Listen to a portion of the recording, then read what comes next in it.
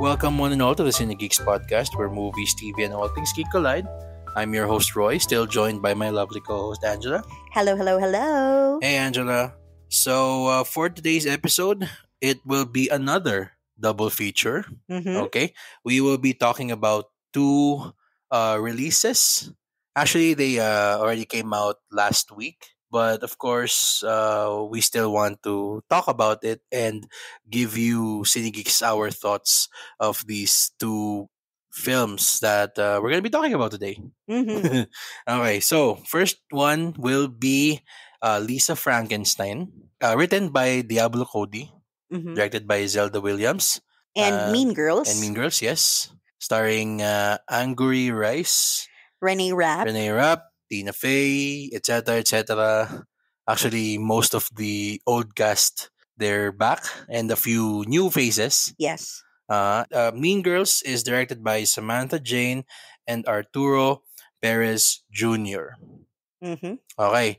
But before we continue, we'd like to just remind you all, if you haven't done so, to please follow our Spotify page. Also on Apple Podcasts and on Google Podcasts. So apparently meron pa rin palang Google Podcast. Yes. Akala ko nawala na yun. Until late this year yata. So in-extend na din nila. Oo. So we're still there. So you can follow us wherever you listen to podcasts para makuha niyo yung latest episode namin, because we Yes. still have a few more surprises in store for you. And also, we see a lot of listeners na hindi pa naka-follow eh. So, Oo, sayang naman kung hindi kayo naka-follow, kung you're just listening one episode at a time. Mas maganda kung naka-follow kayo para pag dumating yung next episode, matik na mata-download agad sa podcast player niyo. and of course, before anything else, I'd like to do some shout-outs to our regular listeners. Yes, of course.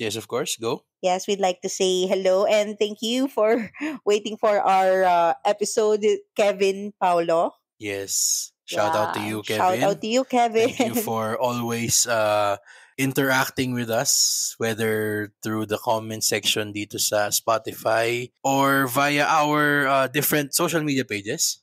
Mm-hmm. Yes. And also huge shout out to our movie friend Vito. Yes. Also one of our ano ba to? Avid listeners. Avid listeners. Thank you. And avid commenters. Avid commenter.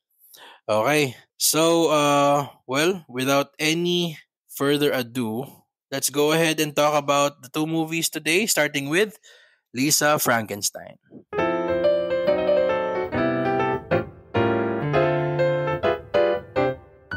All right. So, in 1989, a misunderstood teenager has a high school crush who just happens to be a handsome corpse. After a set of playfully horrific circumstances bring him back to life, the two embark on a murderous journey to find love, happiness, and a few missing body parts along the way. Mm-hmm. Okay, so as we mentioned earlier, the movie is written by Diablo Cody, directed by Zelda Williams in her directorial debut. That's right. Mhm. Yeah. And by the way, lest we forget, sino ulit ang famous parent ni Zelda? Of course, the Robin Williams. The late great Robin Williams. Yeah. Yes, of course. So this movie also has another pwedeng sabihin na special link to us Filipinos. Yeah, Pinoy pride. Pinoy pride. And actually, yeah, we'll get to why Yes. it's warranted. It's double whammy, Pinoy pride in this movie. Kasi, well, one, Zelda Williams is actually 1/4 Filipino. 1/4 talaga. Kung hindi ako nagkakamali. Yes. 1/4. Kasi yung mom niya, si Marcia Garces Williams, was half Filipina. Mm-hmm. Yan. Now, of course, the other one, syempre, the one and only Liza Soberano, making her Hollywood debut. Yes, that's right. And of course, that's don't forget, of course, yung bida neto, the aforementioned Lisa in this film, si Catherine Newton. And of course, the Frankenstein part. Yes, si Cole Sprouse. Yeah. Okay. So, huwag natin patagalin pa. Ange, what did you think of Lisa Frankenstein? Lisa Frankenstein, I love that it embraced 80s pop culture. Sobrang nostalgic niya. Although I didn't live during the 80s decade. Pero yung inspiration niya, sobrang evident. From the very beginning, the music and the look, the set design, sobrang yung neon and yung glitter ng 80s nakuha niya. So, this is a love letter to that decade. Also, medyo meron din siyang konting homage dun sa mga, what do you call that? Yung parang black and white na macabre na mga films. Yung mga silent films nung yung mga 1910s, mga ganun. Oo. May mention pa nga siyang nakakatawa na parang, ano ba yung katumbas ng blink and you'll miss it na joke pag sa tenga, pag sa dialogue. Parang malingat ka lang at hindi mo madinig yun, you'll miss the joke. Mm-mm. Na may part dito na may kausap si Lisa, Mm. si Catherine Newton, and sinabi niya na tinanong siya, who's your favorite director? Yes, Tapos, yes. sabi niya, Pabst. Mm. Dun sa scene na yun, yung kausap niya, may hawak na beer can na Pabst. Parang you're just reading You're what's just reading on the my beer can. can. Sabi ni Lisa, no, he's my favorite director. Si G.W. Pabst.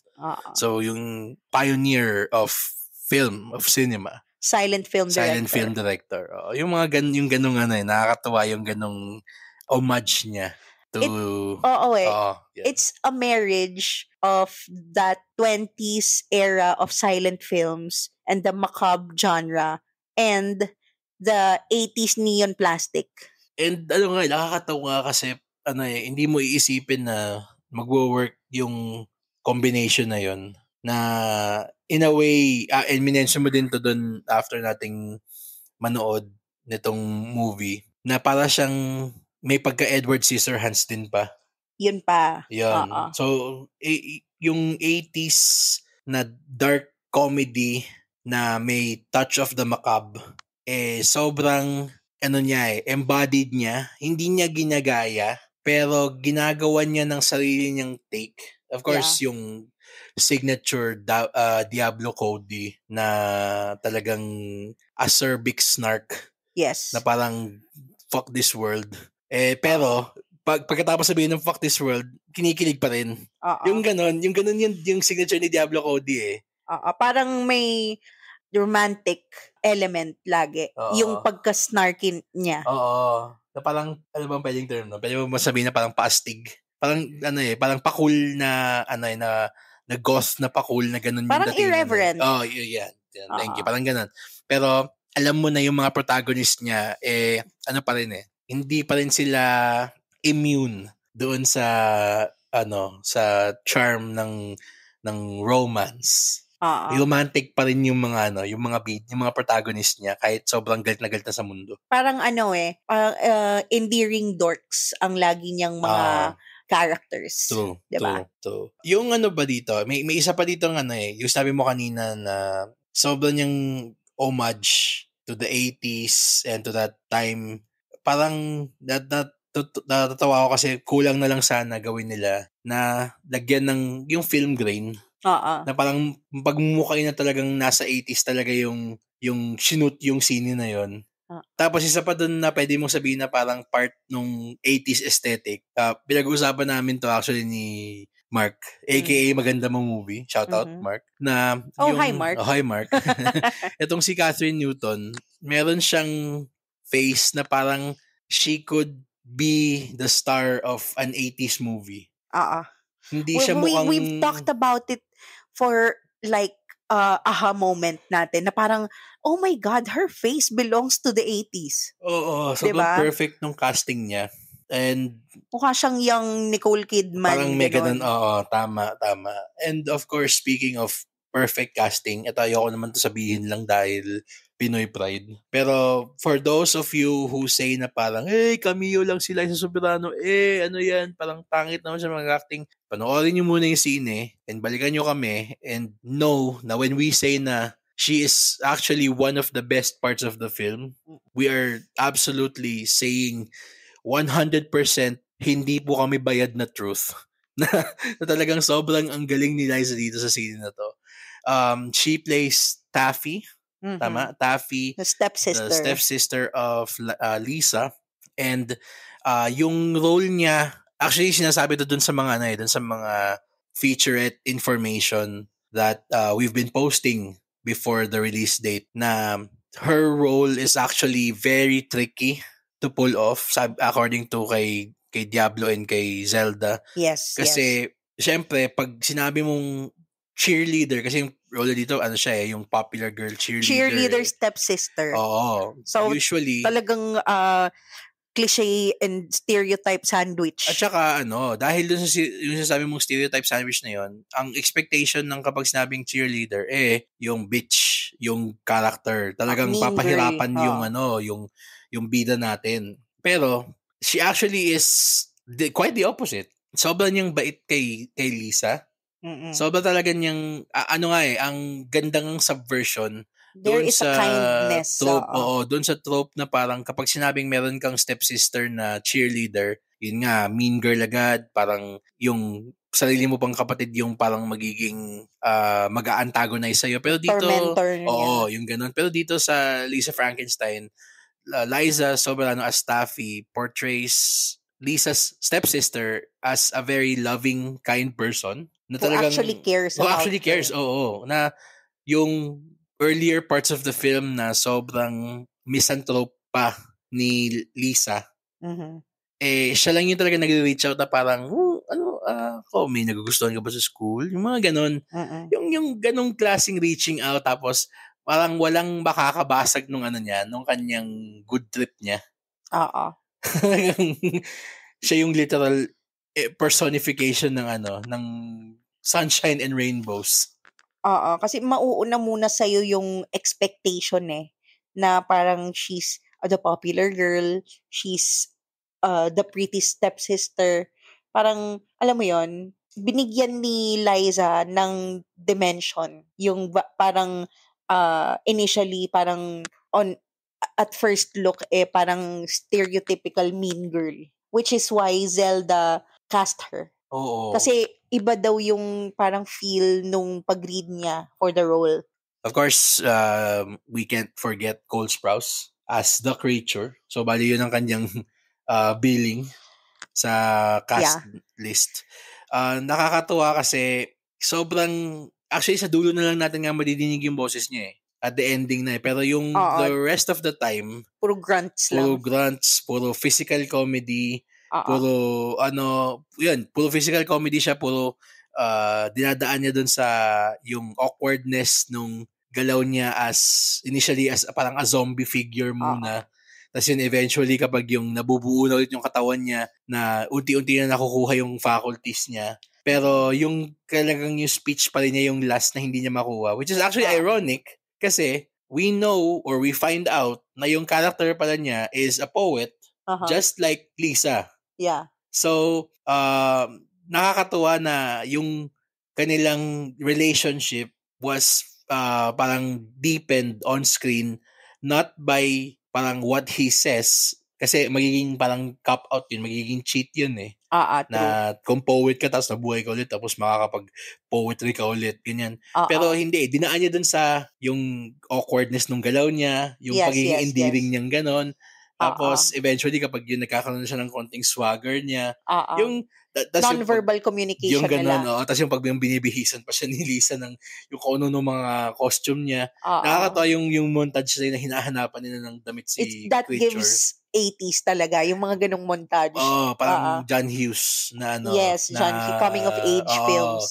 Na montage. The rest of the film, siguro we'll just say na we have to acknowledge the fact that this movie might not be for everybody. Kasi sobrang niyang macabre talaga. And it goes dark. And it really goes dark. Talagang goes there. It goes down south. This really is quick, not actually. Your typical chick flick. Hindi. It's ano ba pwede sabihin ko dito? It's goth representation. Yun. Talaga. I mean, goth heads unite kasi talagang makikita mo na hindi lang siya actually doon sa pananamit. Hindi lang siya aesthetic. Hindi siya aesthetic Goth is a way of life. Yes. Pinakita talaga siya ni Lisa, ni Catherine as Lisa. Shout out doon sa mga supporting characters dito. Mm. Si Carla Gugino. She was spectacular in this. Oo, siya yung... Scene stealer siya dito. Oo. Ano siya, actually, sobrang perfect nung kanyang pagiging, yung kanyang catty. Yeah. In terms, parang yung kung ano yung, ayun, ganon. Di ba usually kapag may mga step parents trope sa 80s, yung parents lagi yung mapag-intindi. Parang yung, kung ano yung dapat na pagiging bitch ni Liza, doon kay Lisa, ni Taffy kay Lisa, napunta kay Carla Gugino, yung ganong parang trope na ayaw Yung maldita, yung maldita. no? Oo. And she played the role perfectly well. Also, one more, si Joe Crest as Lisa's father, si Dale. He portrays the stereotypical 80s dad perfectly. Kaya nga siya nakast sa Stranger Things eh. Oo, di ba? He is the stereotypical dad. Siya na nga yung tatay dito. Siya na nga yung tatay sa Stranger Things. Siya pa yung tatay dito. Okay? Pero yun na nga eh. It's, you can't say anything more about a movie na paints itself with an 80s aesthetic kasi matik na pupunta siya dun sa trope na yung itong mga characters na yung trope filled sila.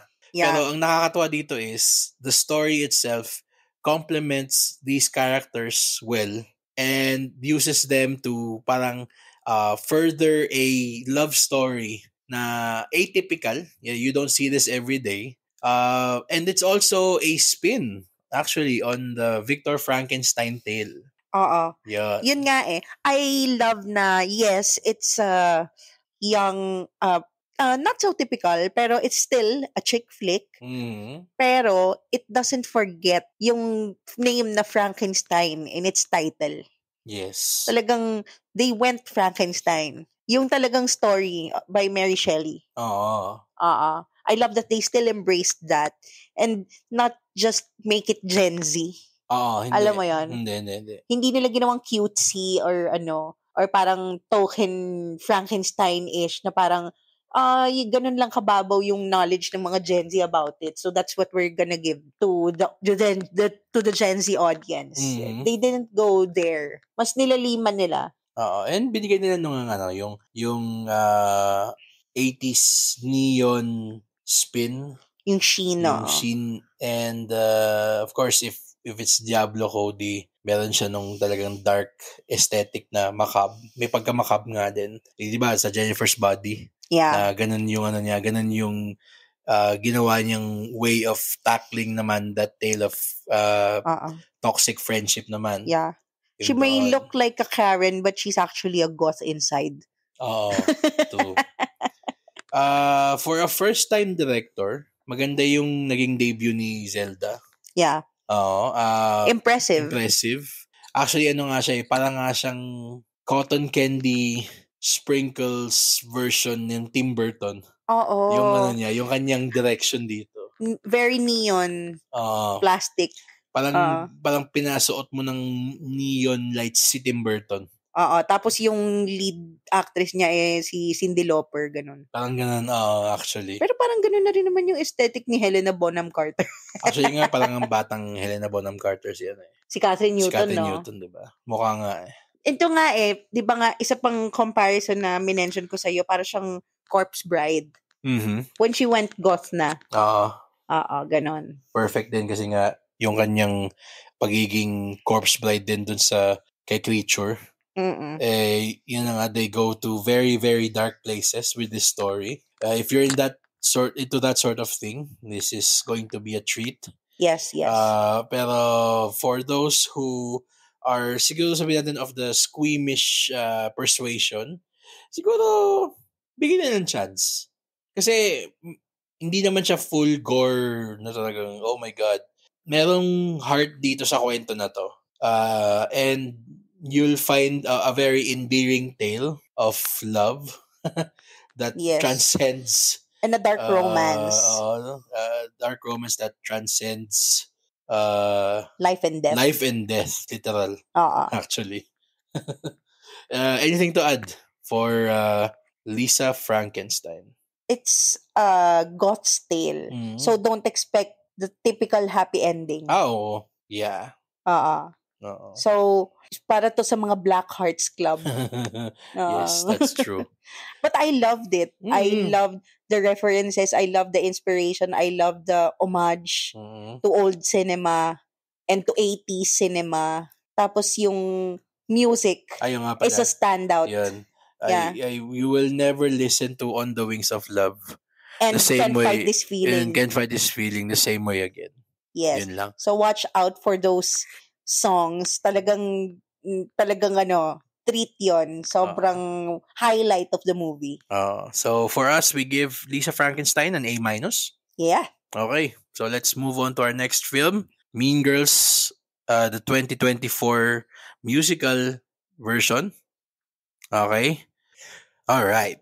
So, for Mean Girls, new student Katie Heron is welcomed into the top of the social food chain by the elite group of popular girls called the Plastics, ruled by the conniving queen bee Regina George and her minions Gretchen and Karen.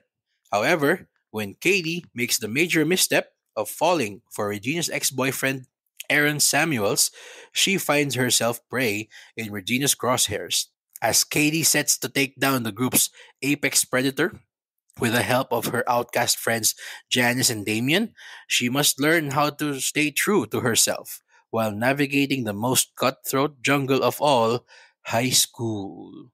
Mm-hmm. Okay. So actually, yung binasa nating synopsis from Letterboxd, parang pwede mo din gamiting pang-describe doon sa unang Mean Girls from 2004. Grabe, no? Almost 2004, 2005 or something. Grabe, almost 20 years na yung unang Mean Girls. Yes. Banglasing. Grabe, we're so old. It's one of the cult classic Sobrang of classic all na, no? chick flicks Oo. talaga. Yun nga yung theme nitong episode natin no? The chick flicks. The quintessential chick flick, which is Mean Girls, and the goth dark chick twisted flick. goth chick flick. Yes. So bagay na bagay pala sa atin tong dalawang sine na to kung lumabas to nung high school tayo. Bakit goth ka ba nun? Hindi. Siyempre, yung mga, yun naman yung ano nun eh. Yun naman yung parang major na division nun nung mga kilala kong mga girls nung high school ako eh. Either yung mga goth na pag, halimbawa pag yung Sabado, pag pwedeng mag-dress down sa school, lahat nakaitim. Mga Avril Lavigne. Mga Avril Lavigne yung ganun. Or yung mga iba naman, yung mga sobrang pag-girly-girly. Also Avril Lavigne. Nung naging girlfriend na. Then, nung mga panahon na yon, sino bang kaano ni Avril Lavigne? Wala, siya na din. Yung nga nakakatawa nga kasi siya parehas yung pwede siya maging goth chick, pwede rin siya maging yung girly girl chick din, oo. Oo. So magkaibang era lang ni Avril. The two sides of Avril Lavigne in two movies. In two movies. True. Ako, in all honesty, once ko lang napanood tong Mean Girls nila Lindsay Lohan noon. Okay, and actually nakalimutan ko na siya. Alam ko ikaw, mas near and dear to your heart yung unang Mean Girls. Oo, kasi nostalgia. So, we'll go to you again first. Since ikaw yung mas expert doon sa dalawang Mean Girls, ano yung mga biggest parang differences that you saw between the two versions, and did you like it or did you not like the changes that they made? Well, of course, the most glaring change that they did was the music, the songs that they added to some of the scenes. I'm aware na this was a Broadway musical. And almost all ng mga songs na yun galing dun sa play na yun in Broadway. Wala naman silang inad dun sa overall story and plot ng original Mean Girls. If anything, medyo binawasan nila ng konting elements because politically correct. Being politically correct, yes. Yun yung unang-unang napansin ko kasi mas offensive yung Mean Girls nung una eh. Siyempre, it was from a different time, so that's understandable. Pero mas mean talaga yung mga girls noon. True. I did not feel the meanness from these girls now. They seem average. Okay. At this day and age na they're not that mean. Okay. As compared to yung mean na original Regina George. Ibang Oo. level yon. Talagang alam mo yung wolf in sheep's clothing talaga siya eh. Alam mo yung pagkatapos niyang magsabi ng remark niya, you don't know if she praised you or insulted you. Oo, tama. Ganon. Ganon siya. Si, ano yun, ba? Si Rachel McAdams? Rachel McAdams, yes. And hindi ko naman masyado naramdaman kay Renee Rapp yun. Yes, she had the, ano ba yun? RBF. Resting bitch face, yes. She's intimidating, yes. And she has this glorious, beautiful voice, yes. But I did not feel the meanness that much from her. Kay, ano, yung version ni Renee Rapp. Okay. Siguro dapat itong version na to parang less mean girls. Grabe.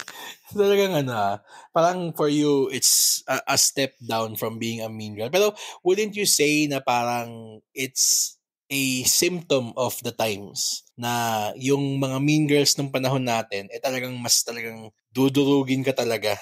Ngayon, yung pagiging mean girl na lang is siguro more aesthetic, if anything. Hindi na siya talagang out to crush people's dreams and souls and whatnot.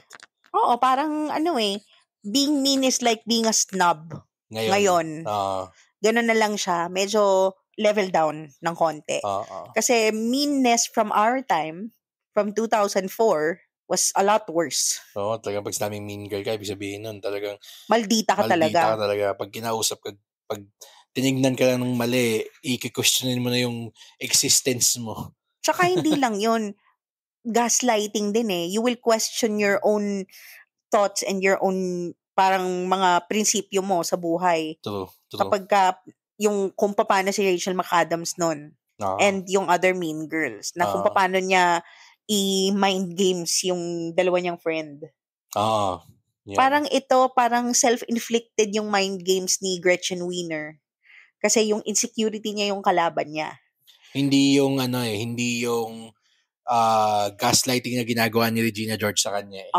Kasi dun sa una, parang tama ka ganun na si Regina yung nagko-control sa kanilang lahat Pero dito, parang ang nakikita ko is they are all controlled by so many, by different things na if anything pwede nga hindi sila magkakakilala yung mga plastics. Kasi yung si Gretchen dito, ang kanyang, tama ka, sabi mo yung kanyang kalaban dito is hindi yung panggagaslight ni Regina, pero yung insecurity niya doon sa lack of what do you call this? Lack of validation from Regina. Tapos yung kay Karen naman, she's just dumb. Napaka-oblivious niya nga parang disconnected siya sa group. Actually, parang parehas naman sila ni yung kay, what do you call her? What's her name? Si Amanda Seyfried. Yan.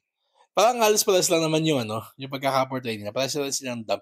Pero kasi si Regina just parang never takes her seriously and talagang katawa-tawa sa kanya yung pagiging stupid ni Karen. At saka na-disappoint na ako kasi meron isang classic na linya dun si Karen dun sa una Yung kay Amanda Seyfried na yung parang yung ESPN.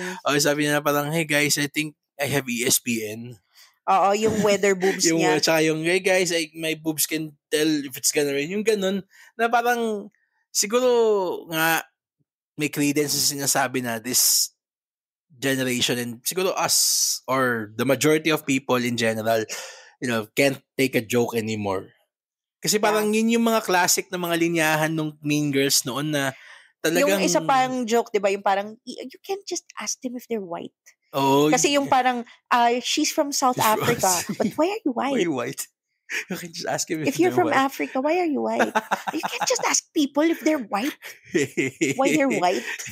Diba? Parang, hindi naman offensive yung joke, pero dahil nga politically correct na ang buong Hollywood. Hindi offensive yung joke, pero people are now easily offended by so many things. So many mild things. So kaya naisipan na nila na parang tanggalin. Kasi si Tina Fey din yung nagsulat ng script na to Yeah, diba? They took it down a notch. Siya yung nagsulat ng script ng una. Siya din yung nagsulat ng script dito. And siya, along with Tim Meadows, they have the same roles. Silang dalawa. Yes. Pero this time, sila na. So parang noon... That was an addition. Implied pa lang doon nung una, di ba? Na may thing sila.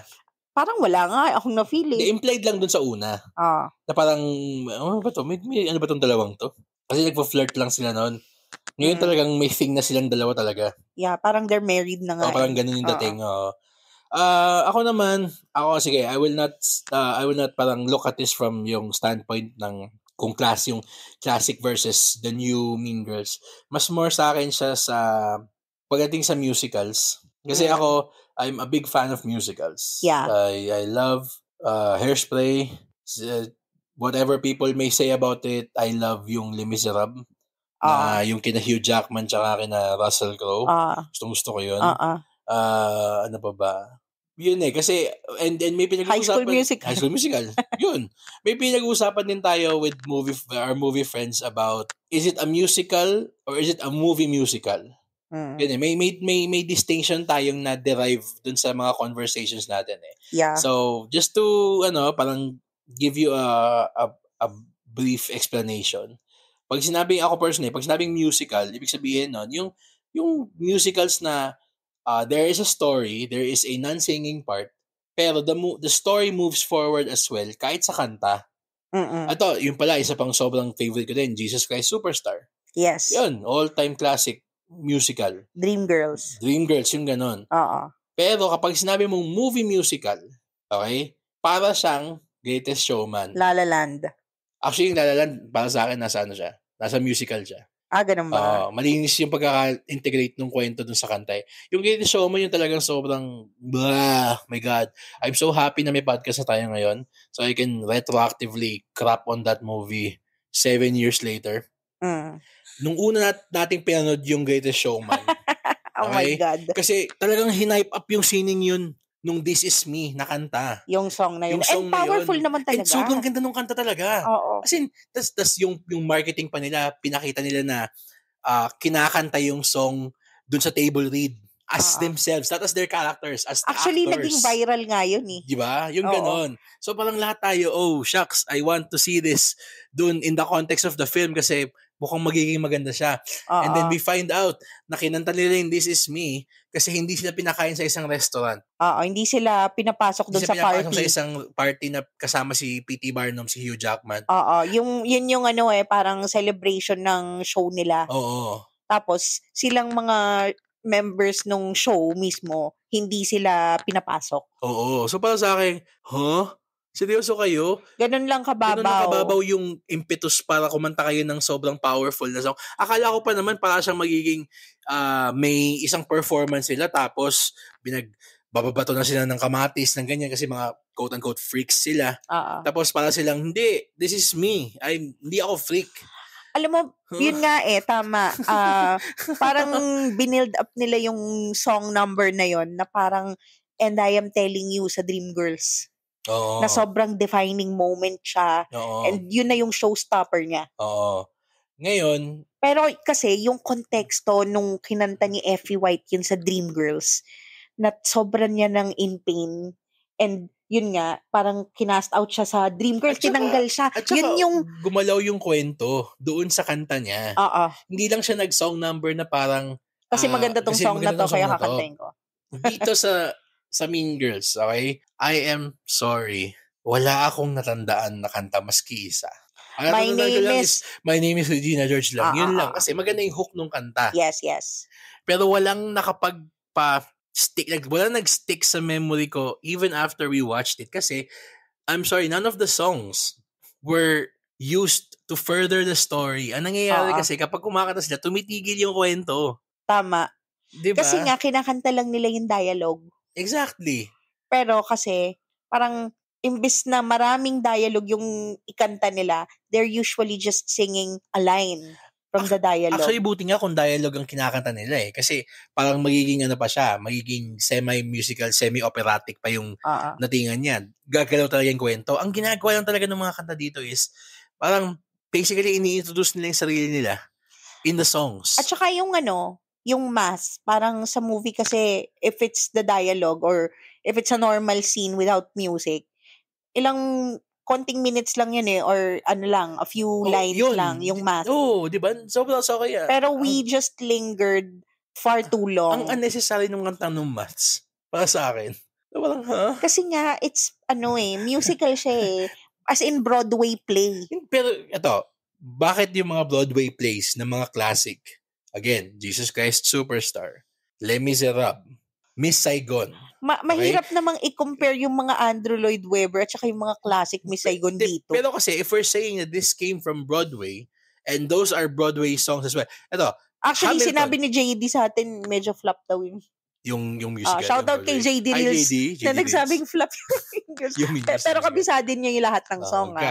Oo, talagang rinig na rinig ko. Kinakanta niya word for word. Ito, musical na successful. Hamilton. Hamilton furthered the story with every song. True. Na hindi ka pwedeng mag-tune out sa kanta kasi yung kanta mayroong itetel na additional part nung pinagdadaanan ng mga characters o yung of course the all-time classic na The Room Where It Happened. Yes. Yun talagang kailangan nakikinig ka doon sa dialogue nun.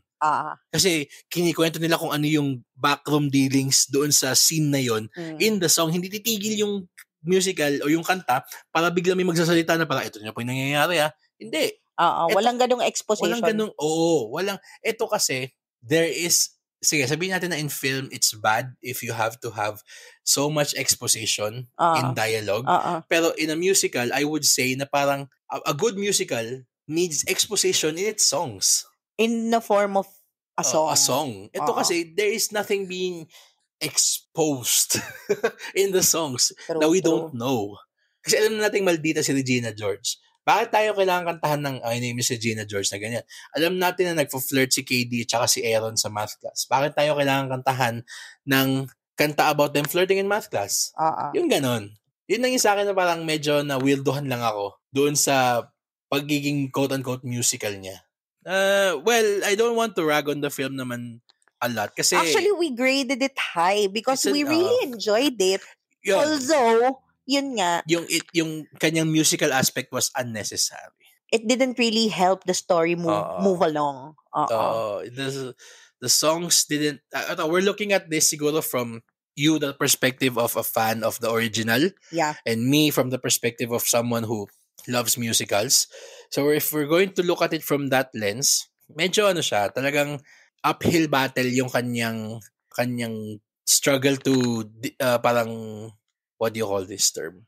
Yung kanyang struggle to validate its existence. True. To justify its existence. Yeah, thank you. Pero tama ka nga may enjoyment naman tayo na derive Oo, kasi it refreshed it for a whole new generation. Pero there are movies that don't need refreshing. Isa to sa mga yun. Hindi mo siya kailangang i-remake because the first one was just perfect already. That's true. Yun lang yung letdown. Ayun lang yung parang naging weakness itong movie na to. It just did it best the first time. It struggled to justify its existence. Tsaka it's hard to be compared to when you've already seen the better version. That's true. Kaya hindi din naman siya all bad. I mean, ayoko din naman makuha ng listeners natin na we really did like it. Kasi and ito for siguro the upcoming slate of movies that we're going to be talking about, magiging factor sa pag-determine namin ng rating namin ng movie yung did we enjoy it or anong klaseng theatrical experience siya na kapag napanood mo siya kasama ng isang crowd. Kasi we can nitpick it for all of its deficiencies. Pero if a movie successfully plays to its target audience and gives us enjoyment, even for us na sabihin natin na there will be movies na sabihin natin ako, it's not necessarily ako yung target audience pero nag-enjoy ako and vice versa, we have to give points to that as well. True. Kaya ngayon pa lang sinasabi ko there is the entertainment factor.